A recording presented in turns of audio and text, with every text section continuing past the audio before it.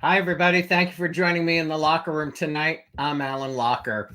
Tonight, we're diving into a slice of soap history with the soap history that burned bright and fast. Texas, NBC, and Procter Gamble's 1980 spinoff of Another World billed as daytime's answer to Dallas. Joining me is author Tom Lisanti, who captures the wild ride of this ambitious series in his brand new book, Texas, an oral history of daytime TV's answer to Dallas. If you're a fan of daytime television, you may know Tom's previous work. He's also the author of Ryan's Hope, an oral history of daytime's groundbreaking soap, a favorite of mine, and a must-read for any soap fan.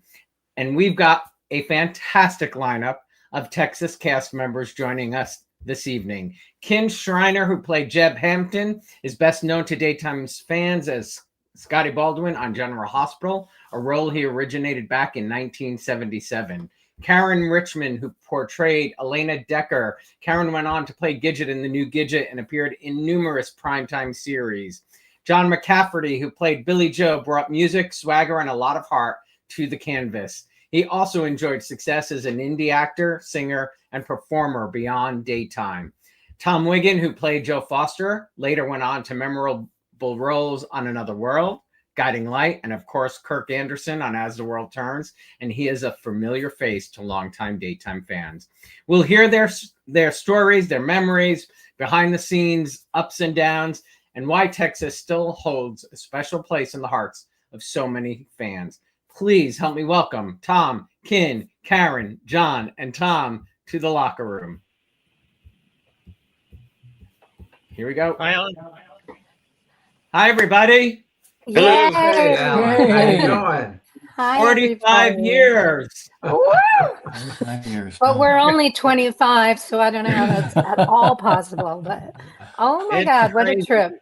Well, Caryn, let's start with you. Do you remember your audition for this show? I do. Oh my gosh, Alan, I had just moved back to LA from New York, thinking that I was going to try my hand at television and was about to give up, to be honest. I just felt like there wasn't a lot going on for me. And I remember my agents calling me about this soap opera, Texas. I remember him saying that they're shooting in New York. And as I remember, I don't know for you guys, and Kim, you were a whole different thing, but Tom, so were you because you came in later. But for those of us that came in from the beginning, it seemed to have been a long process, as I remember. And then I remember the day that my agent said, you got the part of Elena Decker and you're going back to New York. So definitely that changed the trajectory of what I was doing at the time. I probably would not have continued at that point, I don't think. So, Well, I'm going to ask everybody the same question, but Tom Lisanti, who introduced you to Texas? How did you get hooked on this show? I was in college. I was a freshman. I was working at a bank filing mortgages, and the mortgage vault was opposite the lunchroom. And the ladies would come down to watch the soaps, but it was all ABC. It was, Ryan's Hope at 12:30. Then the 1 o'clock crowd would come to watch One Life to Live, All My Children. 2 o'clock, it was One Life to Live. And then they would leave the TV on, and then General Hospital would come on. And then a renegade joined the staff. She was an NBC person. So she came down at 2 o'clock. And if she beat the ABC people, she watched Another World. And when they all left, Channel 4 was kept on and Texas popped up. And I never liked Luke and Laura. So I would I would start to watch Texas. And if the ABC people were there and they left the channel on, I would get up and change General Hospital and turn it over to Texas. And I loved Iris. I loved Dennis, Billy Joe, Elena. They enthralled me more so than General Hospital did. And that's how I started. That's how I watched Texas. I love that. John, do you remember your audition for the part? There were a few. There was the first audition, which I didn't think I did very well. And actually I was auditioning for Ricky Decker. It was supposed to be that Billy Joe was blonde hair, blue eyes, and his wife was going to be Anita, which meant she was going to be Spanish. And eventually they just switched. I turned out to be the one with the dark hair, and she was the one that was the blonde. But I remember is that the woman who tested us, and I didn't do a very good job, they didn't like anybody, but as it turns out, Paul Rausch came out and they wanted to see everybody again. And that was like, okay, I'm not going to mess this up this time. So it was like a gift, really. I knew the last audition, for the taping for, to send to the, casting gods or whatever, was at the NBC studios. And I remember that I said, oh, this could be a big change in my life. And I kind of walked around and I walked in on the Johnny Carson set and I'm going, this is, pretty incredible. And the rest is when I got the part, it was like, I called my mom and said, I got a soap. And, it's a new soap called Texas. And my mom goes, well, can't you get on Ryan's Hope? That's my favorite. It's like, well, they didn't give me a multiple choice, Mom. I got to go with this. So that's amazing. So you, that screen test was California, and then you came to New York. Yes, after I got it. Wild. Tom Wiggin, when did you come into Texas, and did you have to audition for this part? No, actually, I didn't. I was in my agent's office, really pissed off because I hadn't gotten work. I just finished doing starring in a primetime series called Breaking Away, and unfortunately, it didn't go. And we did 8 episodes, and it ended. And I was really frustrated because I'd gone back to New York. We shot it in Athens, Georgia. And I'd been out in LA for a while, and I came back to New York. Nothing was happening. I finally just marched up to my agent's office and said, what's up? Come on. While I'm standing there, the phone rings. And I think I can't remember who the casting director was, but he says, hold on one sec. He looked at me, he said, do you want to do a soap? Do you want to do a character on a soap? I said, well, what's the character? What's the soap? He said, it's a new soap called Texas. You're going to be playing some kind of kidnapper or something. It's a limited time series. And I said, what does it cost? What's the pay? He told me. I said, sure, I'm not doing anything else. Let's go. And so he said, yeah, I got Tom Wiggin here and he wants to do it. And so that was it, and it was of course intended to be a non-contract for about, 2 to 3 weeks. So I figured, okay, no harm, no foul. I'll do it, make a little money, and then we'll see how things roll. And that was your foray into daytime? That was it. I mean, you've heard this story before, Alan, but Tom's got his soap stories of liking soaps. I've got my story of being in college and a new publication coming onto campus trying to hire students to watch soaps and write synopses for them. And the name of the magazine was a little thing called Soap Opera Digest. This was in 1975. So I was like, and they were paying really good money. They were paying like $75 a synopsis, which in 1975 for a college student was big time. So I start doing it. I last 3 days and I'm so depressed watching these shows. I called him up. I said, I can't do it. I can't do this. I cannot watch these things for a living. And so imagine my surprise when I'm standing in my agent's office. You want to do a soap? I'm like, uh-oh. So, I wound up doing it, not knowing what to expect. That's amazing. Ken, you had a role as Scotty Baldwin on General Hospital and left GH to play Jeb. What was it about Jeb that drew you to Texas? What was it about Jeb that I liked? Yeah, why did you want to, leave GH and go to Texas? Well, I didn't. I made a major blunder. I think it's called, Ken, the money truck. You heard this beep, beep, beep, and they backed it up. Right? That's right.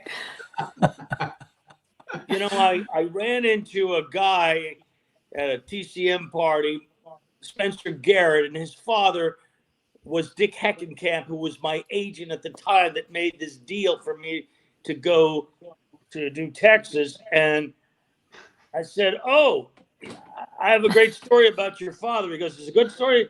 I said, "So yeah, no, it's a very good story, but somehow he was an old Hollywood agent, and he negotiated this big fat deal for me to leave General Hospital and go to New York and do Texas." And at the time, I had done 3 years on General Hospital, and I thought, well, maybe there's something to be said about a New York actor.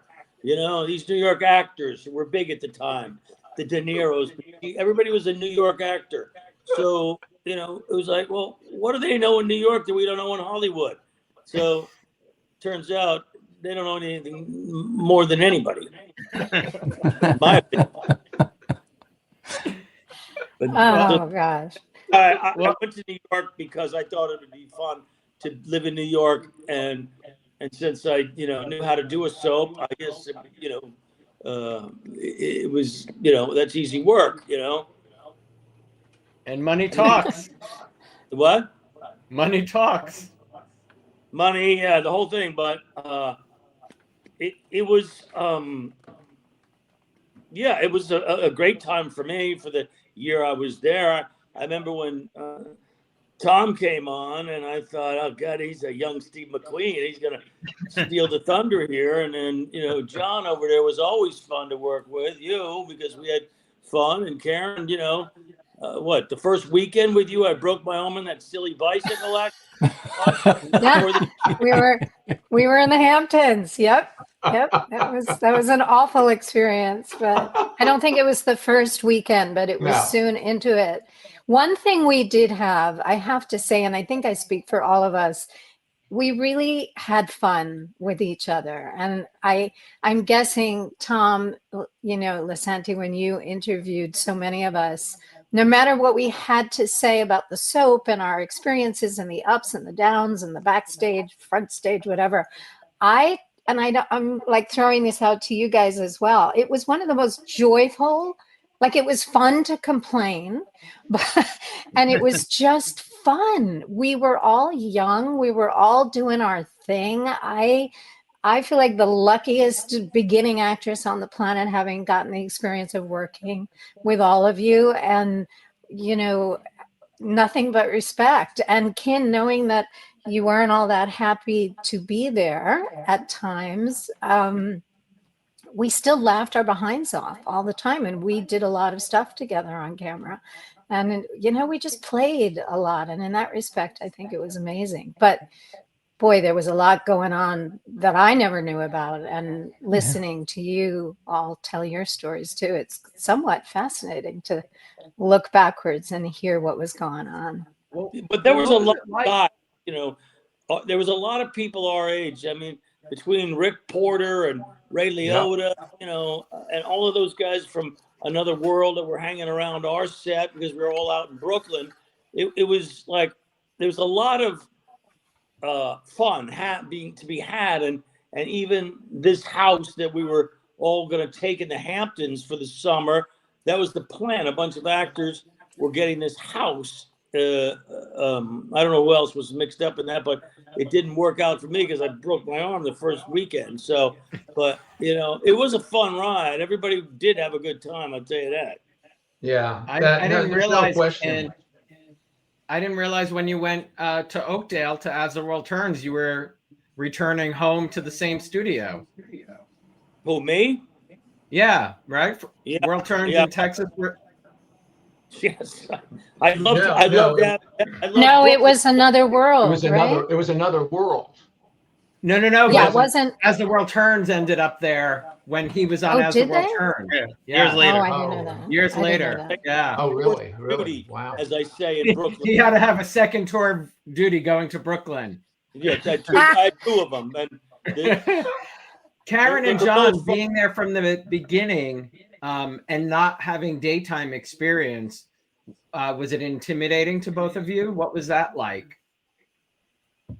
John, I'll let you take it first. I'm putting on my glasses so I can actually I was see it. terrified because I did not have a photographic memory. So that was my fear, is that I got to memorize this stuff every night, So that was the if there's anything terrifying about that would be it. But I definitely, this was a great adventure, and I was, I was hungry to do what I love, and it was, I read your foreword, Caryn, that for the book, and you just nailed it. It's how, exactly how I felt about a life-changing event, and I was grateful, and I was going to give 150%, that's basically it.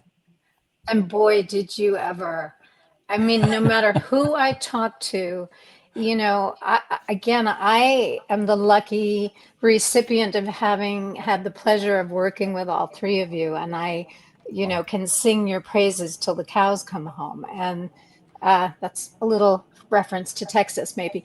But I will say, I'm such a comedian. I'm here all week. Okay. But working with John in particular, we had so much to do with each other for that entire time. And your energy, your enthusiasm, your commitment, I always say you helped me find my way. I was a god-awful actor walking on to that set in the beginning. I watch some of that old stuff and I just think, wow, but you grow and you're forced to grow. You're thrown into the lion's den and you have to do it, and you have to do it quickly. And I learned so much from all three of these gentlemen. But John, your energy and you were playing some really challenging stuff, and boy, did you really commit to it and help us all make that work, I have to say, it was the part of Billy Joe was an absolute gift. It was because of what he went through, and it was, it's more difficult for other parts when people are, basically talking about other people or whatever. But Billy Joe was just such an opportunity for me to, tear down sets or whatever I need to do. And it was. Oh, hello, Kitty. Hello, Kitty. It was like I said, it was a gift, and I got to use all my muscles, and I got to use all the dimensions and emotions. So, I knew right away. I was so grateful for that part because, and as a villain, you're the instigator. Everybody else is, you're doing stuff to them, but you're the one. And I loved it when I used to show up to the set. The crew, as a joke, would start booing me, and I'd show up, they go, oh, boo, so it was fun. I love that. Tom Lisanti, you got to interview Joyce Carrington, who created Texas with her husband, Bill. What were your biggest takeaways from speaking with her, and how exciting was that for you, speaking with, the person who created the show? Well, I was only going to do the book if Joyce participated, because same thing with Ryan's Hope. I did that book when Paul Mayer's daughters and Claire Labine's daughter all gave me the thumbs up. And unfortunately, with Ryan's Hope, they were both passed away. But Joyce was great. Joyce would email me everything she could remember. We talked on the phone. The things that surprised me at the beginning was from Joyce was they were really successful on Search for Tomorrow. They brought in the Centel family, and they really got the ratings up. They were going head to head with Ryan's Hope, and they started to beat them. And then they were stolen by Fred Silverman to come over to NBC and Procter and Gamble to create a new show called Reunion, and it was set post-Civil War. And that's why they left CBS, thinking they were going to do this post-Civil War soap opera. But then NBC ran something similar to it in prime time, and it got killed in the ratings. And then Silverman changed his mind, and he said, "We're going to do Dallas in daytime, and we're going to spin it off of Another World." And they chose Beverlee McKinsey's character Iris and her son Dennis to be the focal point to shift over to Houston. Nobody told Beverlee McKinsey about it until the last second. So she went into negotiations and she demanded money and billing and everything. And she sort of had them by the, and they kowtowed to her. Another interesting thing was the Decker family was worth every dime. Oh, yes. the Decker family was supposed to be Mexicans. It was Texas. It's 1980. The ranch hands. So there's Mexicans. A lot of Mexicans work the ranches. Silverman came back with the Bible with 2 notes on it. Joyce told me. One was more young people. And that's how Billy Joe and I think Ricky and Elena came about. And that's why they were cast in Los Angeles, because it was like last minute casting. And he said, no Mexicans. And so they changed the last name of Elena and her brothers, Ricky and Ricky Deco. What was the other brother's name? Max and the sister. They kept their first names, but they anglicized the last name and they became Deckers. And so that was some of the surprising things that I learned from Joyce. And the other surprising thing is for Poor Kin, Jeb was not part of the Bible.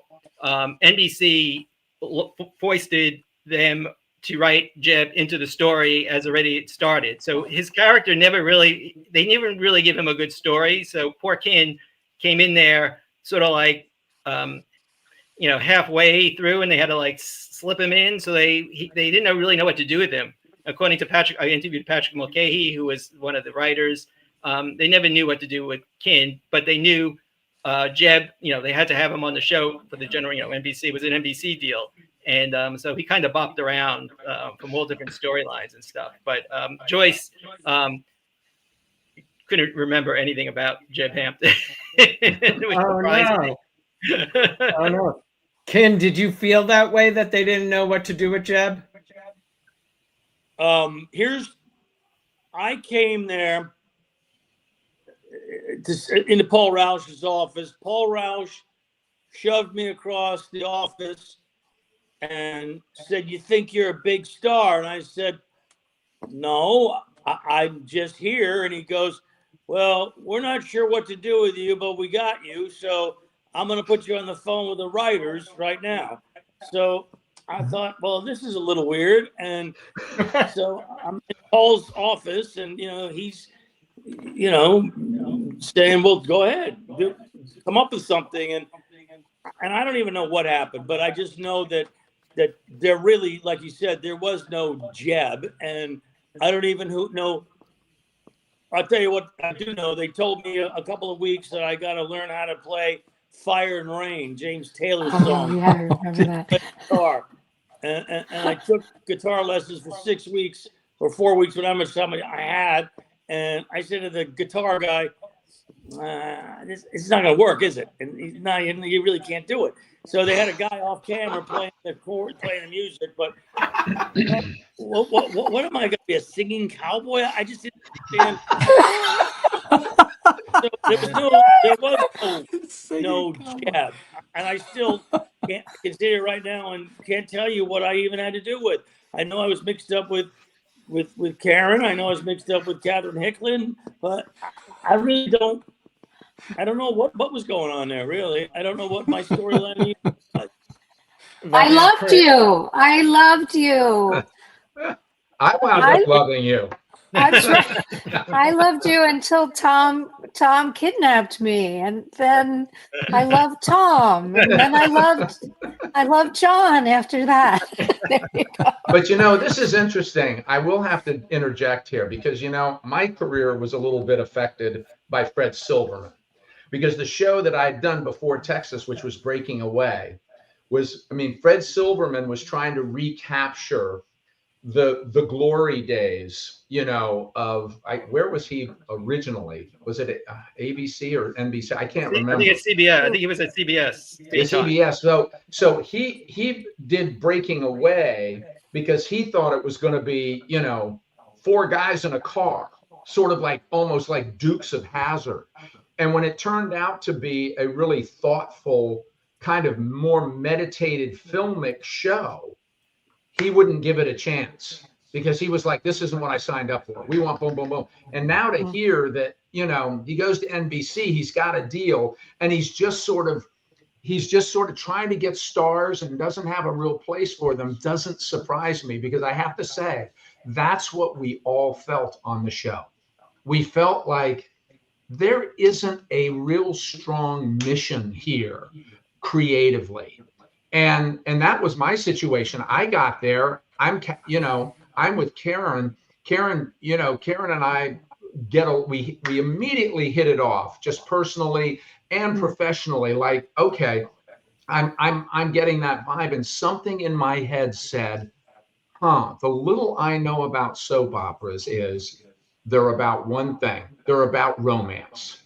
So and I hadn't even heard of Luke and Laura. I didn't even know that was basically the same storyline, right?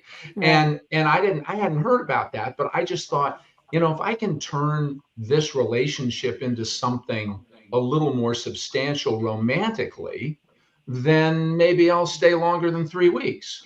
And so Caryn was down, she's the most giving actor you'll ever see. She just started giving it back. And then we suddenly had what they call chemistry.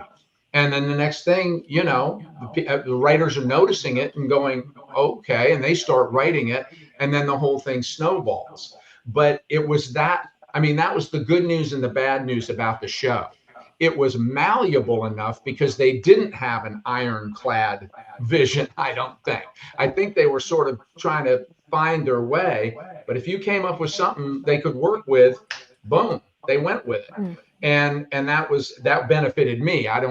Guess it didn't benefit Ken that much, but it benefited me that they were willing to go along with, what I was doing and what Caryn and I wound up doing. So it was an interesting creative process on that show. It really was. I couldn't agree more. And right back to you, Tom, in terms of that storyline, it was heaven getting a chance to create that story with you. And I say right back to you, your generosity got me through every single day, and our laughter. But yeah, we were doing the same storyline as Luke and Laura practically right after, if I got that chronology right. And is it true? Michael Maloney, who's a writer for Soap Central, told me that when you guys were on the run, Lurleen asked, "You mean like Luke and Laura?" Did they do that on the air? I think they did. Did they? They did. Yeah. Yeah, they did. They basically. I think we should probably go to the expert Tom Lisanti on this, but because he's taken a look at all this, but I think that is what happened. What happened was they sort of went, oh, light bulb, we got a Luke and Laura thing, and we got the triangle for Luke and Laura, who's now on our show, and so let's go with it. And again, I didn't know anything about that. I had no idea about Luke and Laura. I did start to watch Tony. I started to watch GH to see what people were talking about. And I gotta say, I loved Tony Geary and what he was doing. He was a groundbreaking actor. He broke the mold of what of what people were doing on soaps in terms of leading men. He had humor. He was saucy. He was spicy. He was irreverent. And I was like, that's good. That ain't just regular soap opera. That's cool. And in fact, I kind of took some of that when I did Kirk Anderson on As the World Turns, because I thought he's sort of opened the door to unorthodox male love interests in this medium. And I really respected that. And then I got to talk to Ken about, some of the behind the scenes stuff at GH, which was really cool to learn some of that backstory and how he fit into all that. And it was, look, it was the most successful storyline in the history of daytime, what they had going. So just a little. Ken, while we're on General Hospital, the fans would love to hear your memories of Denise Alexander, who we lost earlier this week. What do you remember about Denise? Well, she was a tough cookie because she'd been on a lot of soaps, and those actors had mastered the teleprompters. And so back in the day, so she was very good. as most of those actors were using those teleprompters, and young actors go, "The hell are they looking at?" And then she had a real skill for that, but she was also, a real, because she was playing Jeannie's mother, and Scotty was so in love with Jeannie, it kind of translated that I was always kind of a little Eddie Haskell around her, so trying to always be, I didn't really, but she was fun. She was a great. She loved animals. She loved life. She was fun to work with. She was a lot of fun. Just like I said, those actors that could do those prompters, they were good. That was a whole different breed of actors. Hey, Ken, were those the scrolls? Were those the scrolls on the floor? Is that the prompters you're talking about? Yeah. Yeah, I couldn't believe it when I saw people. I really saw that when I went on to Another World. And Connie Ford. Yeah, Connie Ford. And what you couldn't do was what rookies like me would do. They'd look down at it and then they'd look up and look down. What the pros did, like Connie Ford, they'd see a cockroach walking across the floor, and they'd sort of lean back and they'd stare at it, and then just stare at it, and then slowly get their lines and look back up, and you wouldn't know. You thought they were just in a reverie or something, but it really did take some amazing skill. I eventually didn't even look at them. They threw me off so badly. I just said, I guess I'm going to have to memorize this stuff. Did Texas have any? I was just going to ask. I have no recollection of having teleprompters. I don't think so. I think the first time I saw it was on Another World. Tina Johnson, when I interviewed her, she played Lurleen, and she said she remembers the cast being asked, "You guys want teleprompters?" You voted, and you said no teleprompter. Yeah. So there was, and in Beverlee, of course, didn't need a teleprompter. Beverlee did not. Yeah, she had a miraculous I know you all brain. didn't work. I know you all didn't work with Beverlee much, but what was it like watching her master the craft of acting? Ooh, I'll start this off just because as a young, very naive female on the show, and I've since learned from reading Tom's book that the upstairs executives thought that the newer actors, the younger actors, were not very good. But which really upset me now that I think about it. We were all trying so hard, but okay. She was You should be. I mean, come on. We were giving it our all. I couldn't help it. But anyway, she was like the goddess. She would walk through the hallways, and I don't even know if she ever looked at me, to be honest. I sort of, not because she was high and mighty. It's just our storylines never overlapped, to be honest, unless it was some sort of a party. But I thought she was this beautiful, dignified, regal, the way she spoke, the way she carried herself. And I don't even know how old she was, chronologically at that time, but she seemed ageless and powerful to me. And I was just sort of stumbling all over myself. So that was my impression of her. I didn't find her particularly warm and cuddly, to be honest. Not that was ever asked of her. We just didn't overlap. I'm sure she would have been. And I wish I had gone to her and maybe asked her for more guidance at the time, but I was intimidated. I mean, she's a soap opera goddess, so that was my impression. I don't know about anybody else. Yeah, thanks for sharing it. She basically scared the hell out of me. I mean, I was like, she was like, this is not somebody to be trifled with. If I can, if I get through this day without having her give me a sideways glance, I'm good. I'm well ahead of the game because she was. Well, Tom, that's a little crazy because then you end up with Elizabeth Hubbard, who I know we could compare that to. A very apt comparison. They were very much the same. But you know what you learn from these women? Same Connie Ford, and Irene Daly. These all of these people. All of these veterans were veteran. They'd done it all. I mean, they'd done stage, they'd done movies, they'd done TV, they'd done it all. This was where they were now, but they were all about how do we make the best, who's doing what do we want, how do we make this scene great? You know, that's what we're here to do. And if you're not here to do that, get out. You know, we're not interested in playing around. We're going to take whatever words we like and whatever words we don't like, but we're going to make this thing come alive. And, you know, it was amazing to watch how, because we saw the script and you'd see the script and go, oh, Lord, what are they going to do with that? And then the next thing you look up and it's like, bam, you know, it's like, whoa, okay. They made that, they made that thing work. And that was a cool thing to watch always. John Did McCafferty you guys has a work? funny story. Oh, I'm sorry. I'm sorry. Go ahead. I was gonna say John has a funny story about your big scene with Beverlee that you told me. Please share it, John. Now, what Yeah. is it?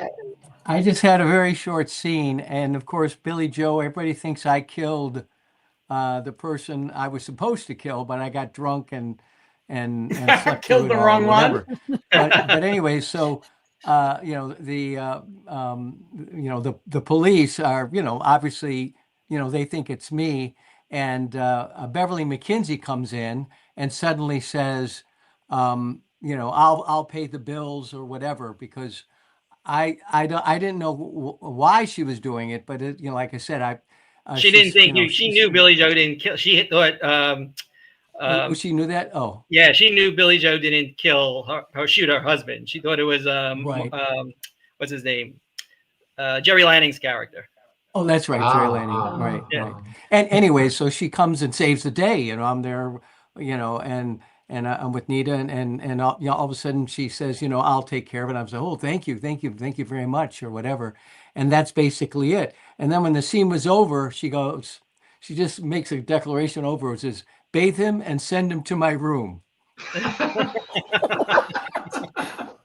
What? Bathe as in take a bath? Well, not I mean, sure it was how a to- joke, you know, but it was like, you know, yeah, like the scene's over and that's what she says, by the way. So, That's you know, funny. yeah, Love that. it's kind of funny. Ken, Caryn. you're in the dark, Ken. I know, Ken, your lights went out. Karen, David says, I first watched Karen on the New Gidget, then A Very Brady Christmas, and thanks to YouTube, Texas. Yay, Texas lives on, David. Thank you. That You guys warms I mean, my it's so heart. great to see fans find these shows 45, you know, years later. I have a It's- friend that I've known for years, and when I started to do the Texas book, he came out of the closet about being a Texas fan. He started to sing Elena's songs to me over the phone. And Oh, I told him wow. about this. He wished it was, his name is Sean Chang, and he wishes it was a call-in show because he wanted to do a duet with Oh, I think I saw his post actually. You know, that was a trippy part of our show too, incorporating all the music in the middle of so many other things that we were trying to find our way. And clearly there was a changing of the guards upstairs, and we, half of us, didn't know what we were playing. You know, our storylines were changing daily. Not really, but the singing was an interesting element, and I feel very grateful that I got to do that. And I loved how they incorporated it, you know, into the soap. I thought that was, you know, ambitious, to be honest. And yeah, Was that part of the audition? Did they know you could both sing? You could sing? They did not know that I could sing. I had started on Broadway in musical theater, so they might, I'm assuming somebody knew that somewhere along the line, but no, I don't, that was not part of the audition at all. It might have been so for Ricky Decker, for, oh my God, my old brain. How can I not remember? Randy, thank you. Yeah, Ooh, Randy. still working. Okay. Randy Hamilton. I think they knew that he could sing. He had a great voice. He sounded like Bill Withers. He had a great yeah. voice, Randy. He was quite the showman. But yeah, I mean, it was, what a journey it was, you know, and it's only when you get to look back. And I remember John McCafferty over the summer last year left me a voicemail, and it was like so filled with energy saying, "Oh my God, God bless Tom Lisanti. We just wrote this amazing book, and I'm reliving all of our memories about it." Oh, yeah. And you know, our lives have gone on and on, but when we get this opportunity, and thank you, Tom, and thank you, Alan, for letting us be together, you know, have the opportunity to be in the same space and reminisce, because there was so much there and so much going on, and we were young, it's an incredible chapter in all of our lives, even Kin Shriner's life. Yeah. Well, it is, you know, and it's not just yours who were in front, it's the fans too. You know, the show was such a short-lived for a daytime drama, but there were, you know, fans who have loved it ever since, miss it, and like David, who are just finding it today. So it's really astounding to see something live on. I really do. I do really remember that, as Kin said, and Caryn has said, I mean, we all got personally very close, very quickly. And Tom, would you say that was part of Brooklyn? Because yes. It was the whole thing. I mean, mean, it was for me. Well, I had a good time in Athens, Georgia. Make no doubt, make no mistake about that. I mean, that was fun being a working actor, making good money on this amazing campus, you know, at University of Georgia when I did Breaking Away. But here I was with peers. You know, I mean, it was like, and I knew people from theater, and I knew people that I'd struggled with coming up, and it was like summer camp for professional actors. I mean, it was just this explosion of energy, and we were all about the same age, you know. I mean, we had Phil Clark, the old man, at like 34, you know. I mean, you know, but we got very close very fast, and we all got along really well. We had these two houses out in the Hamptons, which were just beyond outrageous. Oh my gosh. I mean, that was like, you know, it's a great, we all loved that summer for one reason: we survived, you know. And I mean, it was like outrageous. But it's like, if you could draw it together when we were all like struggling actors, and you say, what would being successful look like? That would do it. You know, we show up to this place where people are paying us a good amount of money to do what we love. We're hanging out with each other. We got Tar Beach on the top of the build of the studio. You know, we're all getting sun. We're going out to the Hamptons on the weekends. It was outrageous, but we genuinely. That's the first time, Tom, that I've ever heard, I think. Tom Lisanti, have you, of a group of actors getting a house in the Hamptons like that? I don't know that I've really. I think people have gone away, but. You know. Yeah, well, from the Texas people I've learned about, they all told me about the two houses in Amagansett. There was the Another World house and the Texas house. But now my next book, I'm doing about what was going on across the hallway from you in Another World. So I'm interviewing your peers who worked on Another World from 1978 to 82. And I heard about those two houses in Amagansett were the big party houses. But then Judy McConnell and Paul Katz, they had a house in East Hampton, where the older crowd would go to, and it was more staid. And then Laura Malone, Richard Beacons, Rick Porter, they were at a house, I think Laura Malone's in Quogue, which is sort of in between. So Laura Malone told me they would all go, if they wanted to party, they would go up to Amagansett and stay up all night and drink and whatever. And we were crazy. We were insane. Yeah, youth was not wasted on the young. Let's just put it that way. All right. And I bet you're all very glad social media didn't exist. Oh boy. Yeah, we would have been destroyed. But I also remember nights, especially with Kin, by the way, in New York City, where we would be partying all night long. In fact, Kin and I were at a club, I think Xenon, the night that do you remember these clubs? The night that John Lennon was killed. John Lennon was shot. We were standing that. in that, right? Wow. But we were there. We're at Xenon. Yep. Okay, I'm glad you remember that. I remember that.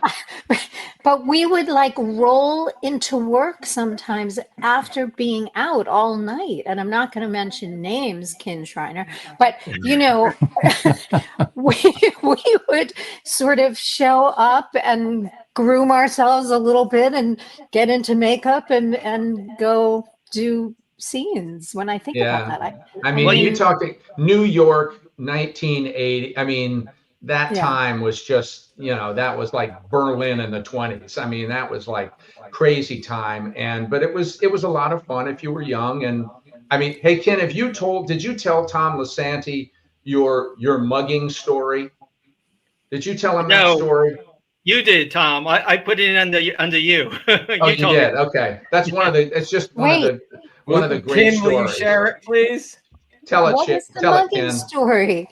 No, there was an actor, and I forget who the actor was on, but he was getting picked on. And anyway, there was a gang, and they circled around me, and I said, "Oh, brother," and they looked at me and said, "Scotty Baldwin, give me your autograph." So my friend thought I was being, mugged, and I was just, what is your name exactly? And so I was just, it was like a possible mugging turned into a fan event. Only in New York City. Those were the days. Yeah. But as I was doing the book, the book, by the fourth person who told me about Hurley-Hees, I was like, this Hurley-Hees has to be a character in the book, and I tracked down Steve Hurley, who was married to Barbara Rucker, who played Ginny, who passed away. I interviewed him, and he told me stories. But the one thing I asked him, I said, "Did all these Texas people pay, or did you give them free drinks?" He's like, "Hell no, they all paid. No one was getting free drinks." Yeah, we did. Well, Hurley-Hees was the hottest spot on the East Side. Everybody was there. And did you speak with him, or did you? Yes, I spoke with Steve. He's in the book. He's Oh, okay. And he actually loved you, and he told stories about you coming out with Barbara, and you went to he told the Burger King story about you, the girls behind the counter, so it would scream Scotty, and came running after you, and going to Fire Island. Oh yeah, there's also Fire Island, not just the Hamptons. That's right. There was perpetual partying. Yeah. It really, I don't know how other shows experienced their time. I know that for us, it was, a definitive period of time. We had a beginning and an end on this show. We had an older contention, but then the whole younger contention, which is what we're referencing. And it really was a remarkably special time. And I don't know if it's the same experience when you come onto a show that's already been going on for 10 years and you drop in. Like, we started together, and if you weren't there from day one, even whenever you came in, we were all just starting with each other. We were starting that new storyline. We were starting that connection, trying to figure out how to make it all work. And I just feel like it was such a special time. Maybe I'm just remembering all the good stuff, but are you left feeling that? I mean, Tom said he felt that from writing the book. Like, are you left with thinking about those days? Yeah. With a lot of love? I mean, you said you were Tom. I mean, I absolutely feel that way. And you know what I think about? I mean, I don't know exactly who was working on where, but, in that building were some extremely competent upstairs people. I mean, Carsey Werner came out of that building, and a few years later, we're like, the Cosby Show produced by Carsey. Wait a minute. I know those people, and so there was a lot of juice, and, Ray Liotta's across the hall, Chris, we have all these compadres who are there. And there was a lot of creative juice, but we played hard. We did work hard. We worked very hard. We weren't showing up messing around. And it was we took, you know, we didn't take ourselves seriously, but we took the work seriously. But we enjoyed ourselves. And I look back on that as a very, you know, of course it blew up every stereotype I ever had about soap opera. You know, once I understood how hard it is. You know, I mean, Ken says it's easy because he was a pro by the time he got through, and he was, you know, but it's hard. And I remember, I just told my wife this. I remember when I think I was on As the World Turns, or maybe it was Another World, hearing about Sammy Davis Jr. living his dream of being, he went on One Life to Live, I think. Yeah. And I think Carol Burnett went on One Life to Live. And I She went on remember All My Children. It went on All My Children. Carol was a huge All My Children fan. Well, and I heard about Sammy Davis Jr.'s day on the set. He had to retake 8 times because he couldn't handle the pressure of doing that medium. And I'm thinking, Sammy Davis Jr., let's see, let's go back. He's done vaudeville. He's done Vegas. He's done Broadway. He's done movies. He's done TV. He's done everything you can do. He gets on a soap set and can't do it. He has to do it 8 times, you know, and that just lets me know there's a unique pressure and a unique technique that we all wound up learning to be able to do these pretty intense scenes, 5-6 page, like theater length scenes in one take. More often than not. And, Absolutely. you know, that's what was kind of interesting for me, having come from primetime TV and Broadway. This was a completely different animal, you know, for me. And it was very cool. Speaking of creative people, Ken, Paul Rausch and Yael Kobe, you had quite different experiences from Tom's book, working under each of them. What do you remember about Paul and Yael?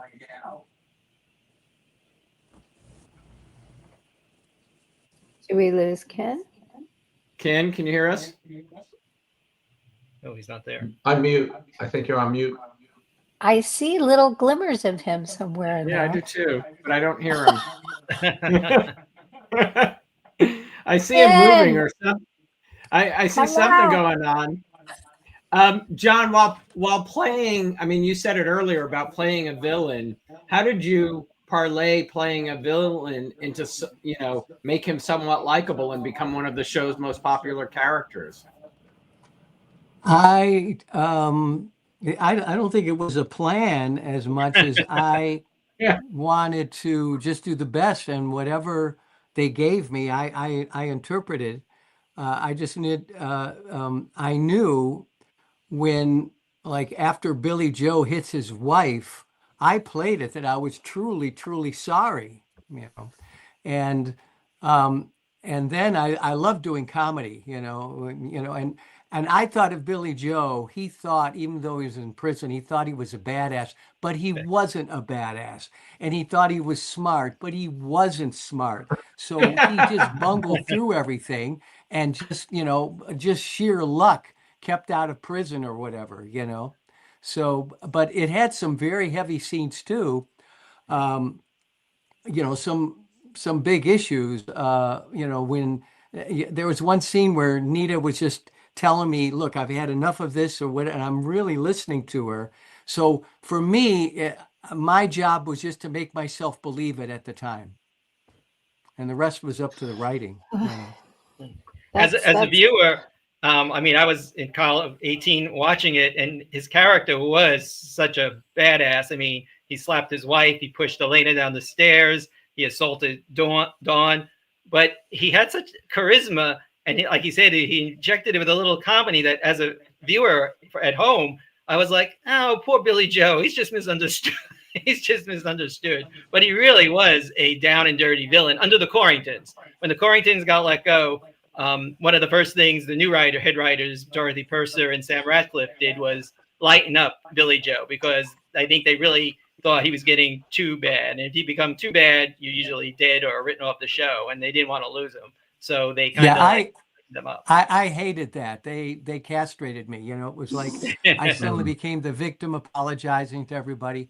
But I do have to tell you an interesting fact. You know, Randy and I shared dressing rooms and whatever.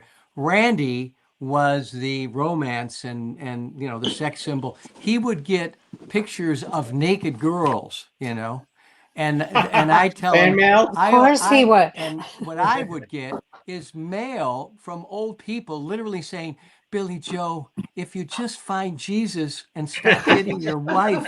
For some reason, I appealed to the older people, but Randy got all the great pics, I'll tell you that. Aw, Oh God, they, that is they great. wanted you to find your way, Billy Yes, Joe. they were rooting Yeah, for they me. wanted you to find God. Absolutely. Yeah. Ken, I'm not sure if you heard my question. You had the pleasure of working with Paul Roush and Gail Colby and had very different experiences. Will you share your Yes, memories yes. of both? Yeah, can you hear me? We can. Oh yeah. Okay, so Paul Rouse was cool. He, you know, ever since he pushed me across the room, I got along with Paul, and all the actors would always tell me, you know, you should go to talk to Paul because he likes you, and to change the scenes or something. But then when Gail Colby came on, she was a tough cookie, and she was like, she just thought I just wanted to get out of there and go back to General Hospital. So I didn't really have a very good relationship with Gail Colby. I don't even know how long I was there with her. But I love Paul Roush, and I, you know, worked with Paul again years later. And so that Paul was great. It's funny how we had different experiences. I'm sorry, I just talked over everybody. No, I was asking about everybody's experience with Paul because I worked with Paul at Guiding Light. Paul was a scary character to walk into Paul's office. I had no relationship with him. I was terrified. I was, you know, I just wanted everyone to like me. I just wanted to make it through, you know, didn't want to get fired. That was sort of my goal for the first at least 6 months on that show. So I had no relationship with him. I had a better relationship with Gail. How about you guys? Well, I had Paul became a big fan of mine. He cast me, you know, he tried to give me a shot on Guiding Light after I left World Turns, and then he cast me in on Another World. And so I always liked him. Yeah, he's a hard guy. He's kind of old school, right? You know, you can almost imagine a cigar in his, you know, in his mouth. Yeah. Oh, he had a cigar in his mouth. Yeah, right. So I mean, all the time. Gail was tougher because I kind of she got the worst of me, and in return I got the worst of her, you know, because I was fed up with the way the writers were handling my character. And I just had gotten to the point where, you know, some of the stuff was getting really sloppy, you know, like, remember that whole thing, Caryn, where somebody shoots me like point blank, and then we're in a hayloft, right? And it's like 2 days later, and nobody's even told the makeup people what side the bandage needs to go on, you know. And I'm saying, wait a minute, I just got shot by a shotgun, point blank, and now I love Caryn, and I love having these love scenes, romantic scenes with her, but really, would I be doing this 2 days after getting shot? You know, I mean, let's be realistic. And it got sort of more out there. And I went to Gail, and I didn't hold back. I was like, Gail, this is ridiculous. This is really, and it's shoddy. And so I kind of gave it to her, and she gave it right back. And eventually she was like, okay, well, if you're so unhappy, then adios. And that's when, even though I'd signed a contract, I was now a contract player, we sort of mutually agreed to, like, I'm going to go. So, you know, hey, look, what I've learned producing, because they tried to do it in Europe and they couldn't do it, producing an hour's worth of drama for national television a day is a hairy proposition. Now, you know, everybody's under stress. Everybody's doing the best they can. It's an insane proposition, right? We're going to do 42 minutes of drama a day, 5 days a week, right? And somehow make it all work. And so it's a really hard thing to do. And She was under as much pressure as anybody else. And you know, I wasn't very gracious about that. Well, you know, to think about it, that it was 45 years ago you did Texas, and Kin, you know, 45 years ago on the set of Texas in Brooklyn. Can you explain to these guys how fast like General Hospital is today compared to what Texas was like 45 years ago? Right. You mean how they shoot General Hospital? They shoot 130 pages a day. You're like a soldier of fortune. You go up, you go. And the horrible thing is that, you know, there's an old thing about older actors, when, you know, the old actors used to complain about being there past 5 o'clock, but now there's no age. You could be there, you could be stuck there at 8:30 at night with 50 pages of dialogue floating around in your head. And when they call item 54 to the stage, you better deliver that shit and get out. There's no takeover. It's like the soap operas are shot like factory. It's a factory job now. They just make wire hangers. They just crank it out as fast as they can. So that's the trouble, is that when we were there and there was actually thought given and takes given and we can do this better, that's all gone. Now it's just, you know, just crank it out. Yeah. I saw some of that on Guiding Light 10 years ago.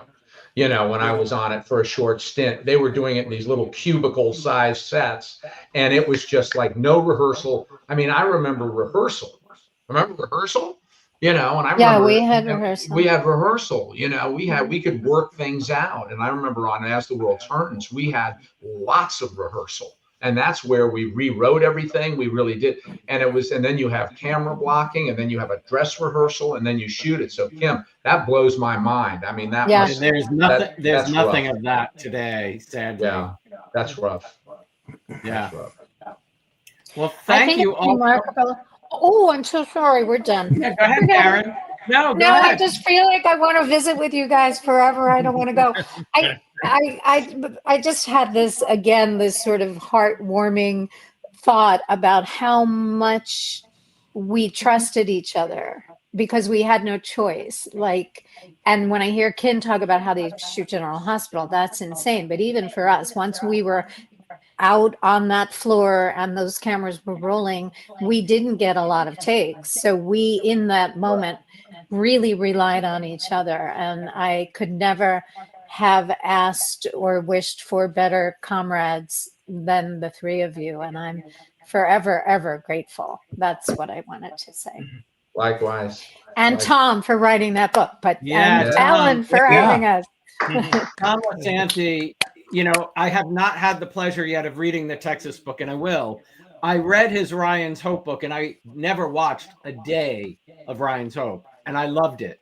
It was so just incredible to hear the stories, and I can't wait to do the same with your book. And I know the fans who are watching tonight and who have read it are raving about it, Tom. So that's good to hear. Keep doing them, my friend. Keep doing them. Another world. It's an amazing book. Well, we'll do this again. Tom, Caryn, Kin, John, Tom, thank you so much for being here and spending this. Thanks, Alan. Thank you, Alan, for having us. Hey, Caryn. What? Caryn? Is that I Kin? got that Frankenstein. I got a Frankenstein scar on my arm from that fucking bike ride. You'll always remember me, Kin.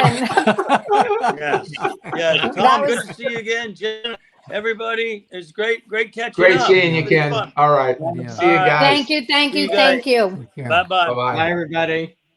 Bye. Bye. I don't know how to get out. Alan. I've got it, Caryn. Thank you so much.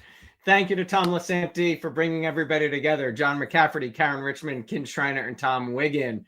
And please, everybody, pick up a copy of Tom's book, Texas: An Oral History of Daytime's TV Answer to Dallas. It's available now where books are sold.